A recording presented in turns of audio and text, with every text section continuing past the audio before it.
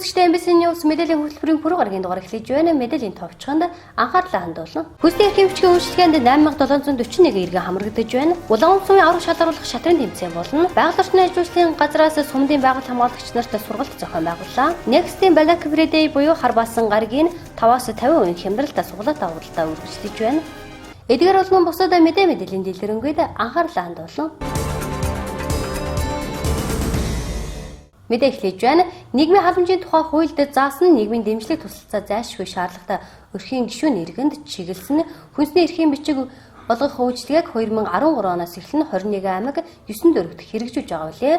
Манай аймгийн хэмжээнд хүнсний эрхийн бичгийн үйлчилгээнд 1614 нөрхийн 8741 иргэн хамрагдаж байна.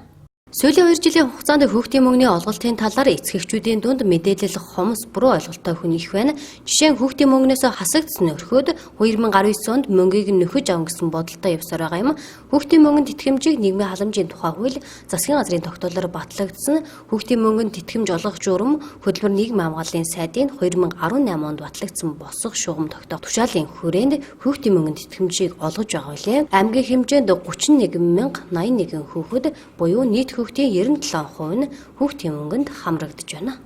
Увс аймгийн хэмжээнд хүнсний эрхийн бичгийн үйлчлэгээнд нийт 1614 өрх байдаг. 1614 өрхийн 8741 иргэн байдгаас том хүн 4556, хүүхэд 4185 иргэн байна. Өвгнээс 60-аас дээш настай 78 иргэн, 45-аас 60 насны 1206 иргэн, 18-аас 45 насны 3483 иргэн, 0-оос 18 насны 3974 иргэн байна.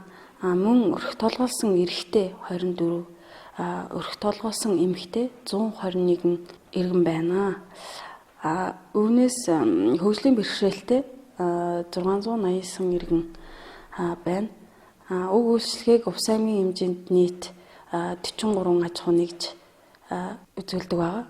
Хөдөлмөр халамжуулалтын ерөнхий газраас 2018 оны 12 дугаар сарын 26-ны өдөр ирсэн чиглэлийн дагуу хүүхдийн мөнгөнд итгэмжинд хамрагдах хүүхдийн тооцоолсон хэмжээнээс илүү гарч байгаа тул 2018 оны 10 дугаар сараас 2019 оны 5 дугаар сар хүртэл оноонд бодогдсон нөрхийн хүүхдийн мөнгөө энэ оны 6 дугаар сараас эхлэн авч байгаа. Гэхдээ нөхөн олголт хийгдэх ёстой байсан боловч улсын хэмжээнд нийт 88 мянган хүүхэд тухайн хугацаанд өрхийн оноонд бодогдсон нэмэгдсэнтэй холбоотойгоор 2019